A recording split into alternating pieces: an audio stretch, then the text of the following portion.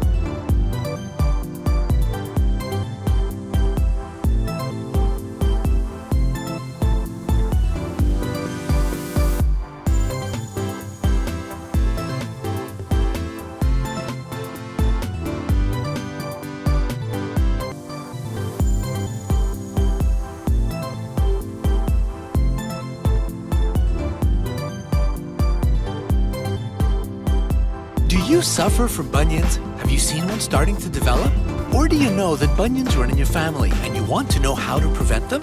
If the answer to any of these questions is yes, then it's important to seek proper treatment and follow exercises that will prevent further injury. If you wear shoes that are too narrow or tight, there won't be any room for your toes to move. If you wear shoes that are too pointy, like flat shoes with a pointed toe, then not only are your toes getting crowded, but they're also being shaped into an unnatural position where your big toe is bent inward. So this is the time to give your toes some relief by getting some proper footwear.